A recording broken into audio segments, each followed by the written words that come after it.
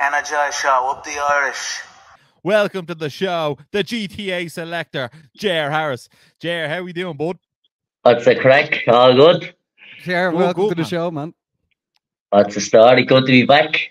Yeah, well, absolutely. The people are getting a very great show today. We just have Max Lally on, and now we have Jer Harris on, and Jer Harris is competing again. Cage Warriors 170 on April 6th. Jer, are you buzzing or what?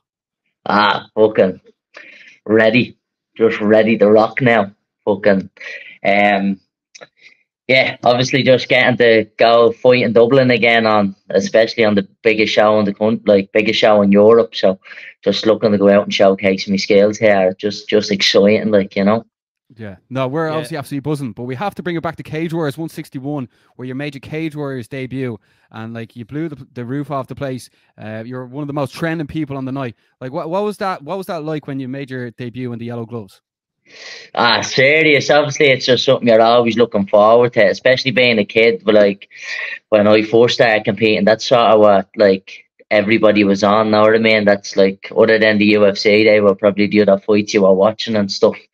And then finally getting to go do it myself, and then obviously I've had to be in training and Ryano and stuff, and then training with the likes of Neil Seary and Redzard or the other lads who fight on the cards, and then going to getting to compete on the same stage there on, and obviously it's the biggest stage in Europe, so it just goes to show where I'm at, you know.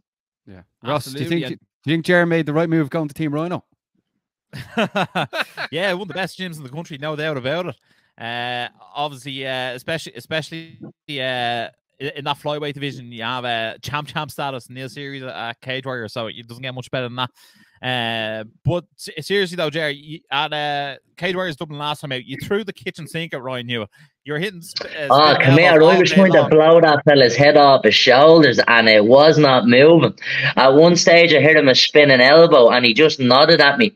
I goes, "What's the story with the TA100 here? I'm gonna have to throw a little bit more than the kitchen sink." But no, he was a great competitor, and it was a cracking fight. He was in there till the end, so. Yeah, fucking sound young fella as well. I was talking to him after the fight. I actually met him over at APFC then the week after. And we were having a little chat at them fights as well. So fucking, yeah, no, really good. Seems like a good guy. Concrete block of a head on him, but stop. My hands are like bleeding concrete anyway, and I swear to God they were double the size peeling the gloves off them just from hopping them off his head, know what I mean? I thought me knuckles were shattered, but you do well breaking these bad boys. A few knees up the pipe and all, and he was eating them. No messing. Knees, head kicks, elbows, knuckles. He was taking the whole gaff out. I suppose one thing you did get. Go on, Baz.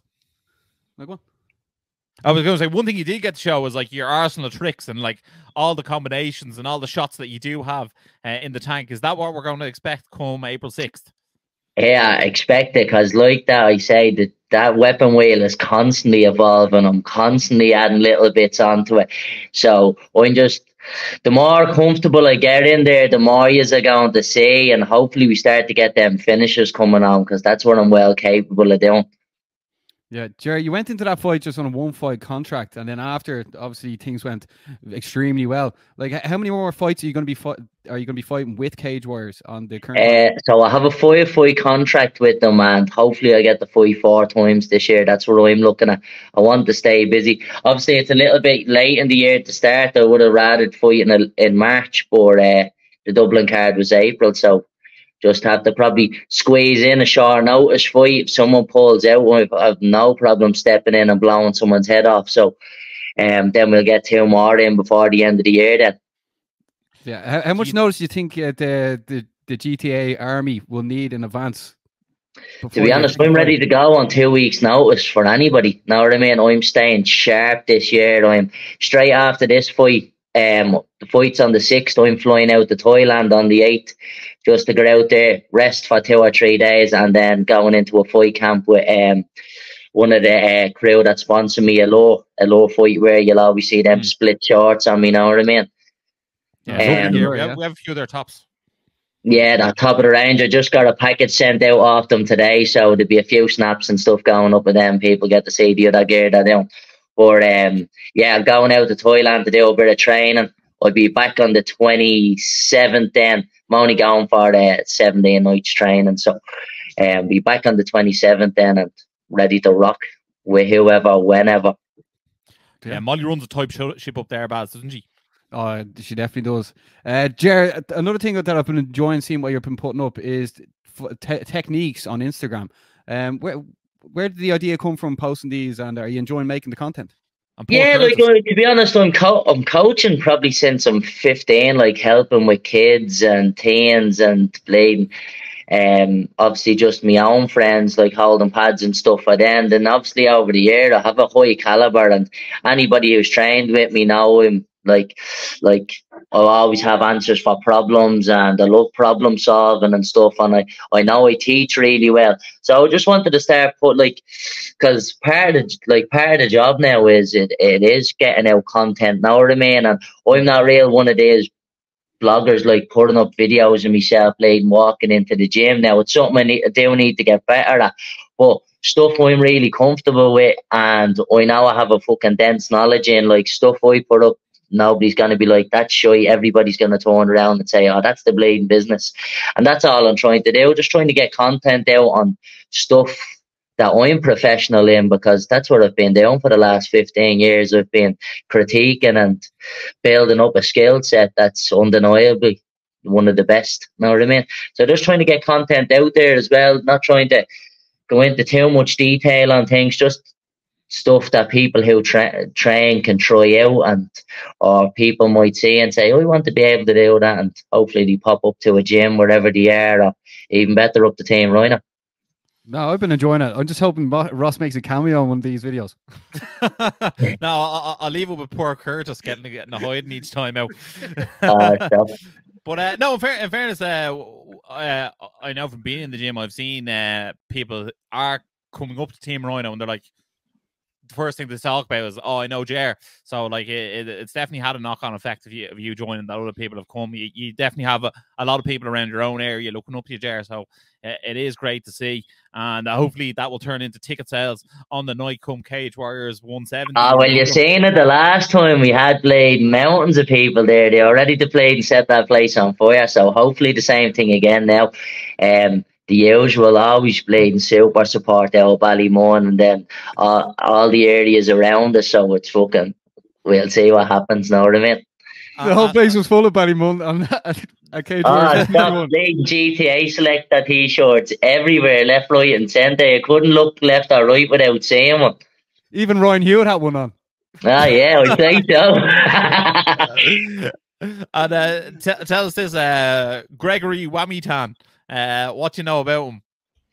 He looks like older lad, like 36. He's an experienced jiu-jitsu fighter, and he's a black belt, has a couple of medals on the European scene, but that's not going to save, you know what I mean? The fight starts on the feet, and I'm looking out to come out and blow his bleeding head off his shoulders. So he'd be diving my legs all he wants. He's going to get hurt. He'll probably panic, and I'll submit him as well. I'll finish him anywhere. Obviously, you respect the level he's at, but this is MMA. It's not jiu-jitsu. You haven't got a jacket to hold on to. It's going to be wet. It's going to be slippy, and he's going to be getting knuckles put in through the back of his head. So, yeah, there'll be no holding on to me. Ross, this is why I love having Jerry on the show, man. Just like a part-time comedian, full-time fighter, part-time comedian. In fairness, the one-liners, it's not just for the camera. Like these are 24/7. These lines that come out of them. Like the man's a walking entertainment machine he is. But Jared, tell us this: is that something that you changed the game plan for at all? That like you're focused on a bit more jiu-jitsu with this camp, or are you just doing you? No, we focus on MMA. Like obviously, I do my jiu-jitsu sessions, I do my like wrestling sessions, or my striking sessions, but the focus is always MMA. Yeah, always MMA. I just like obviously there's certain things we work on, like avoiding little things he's good at. Like I've watched a couple of bits from his fight, so knowing where to avoid. Obviously, like these jiu-jitsu lads, they love to chase the back. Like I fought like Kieran Mulholland as well. The lads up in FAI are specialists on the back, and I've gone up and trained with them. I was only up sparring with them yesterday, so like I have plenty of people to be attacking me neck there, you know what I mean? And obviously in my own gym, fucking gym full of killers, so, and a really high jiu-jitsu level, like it is in mainly a jiu-jitsu academy, and then so the MMA team as well.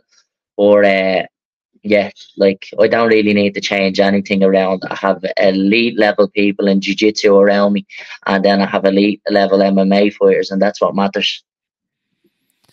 Absolutely, yeah, absolutely. And look, obviously, we expect you to get the hand raised. Come oh, it will be. Don't worry about that. No mess about it. But obviously, the division, you know, Hack is the champion. There's, I think, Lonnie Kavanagh's fighting, I think, in what looks like a #1 contender fight against Silva. Where do you see that looks like a smashing fight. I'd love to see the winner of that. Yeah. I reckon I could fight either of them lads for the title come towards the end of the year. Yeah. I'd be happy to take either of them fights. Like they'd be two smashing fights. Is that the way you look at it, Jared? Come, we'll say, December 31st, you'll either be booked to fight for the title or you'll have that belt around your waist. 1,000,000%. To be honest, I actually see a man Long Kavanagh winning that fight. I think he's just a little bit more well-rounded. Then I'm going to blow anybody out of the water he put in front of me this year. So hopefully, probably me and him, December 31st for the title, whatever date they want. That'd be a fucking smasher. I'd love that. So there'll be an open top bus tour on January the 1st with Jerry Harris with the gold belt wrapped around his waist. That'll be some crack, lads. That'd be the right job. Yeah, absolutely. Well, look, like, you know what I mean? I suppose the champ is still Hack at the moment, so one of these are going to have to race to get him first. Yeah, give me him tomorrow. I don't give a bollocks. I'll have him. Know what I mean? Well, look, if your opponent falls out, you know, Dublin still needs a main event. So, you know, well, it would be nice to have a world title fight as a main event. So, imagine that, yeah. Bleeding second fight in Cage Warriors. That'd be bleeding. That's unheard of now. Well, put it this way, you'd sell it, wouldn't you?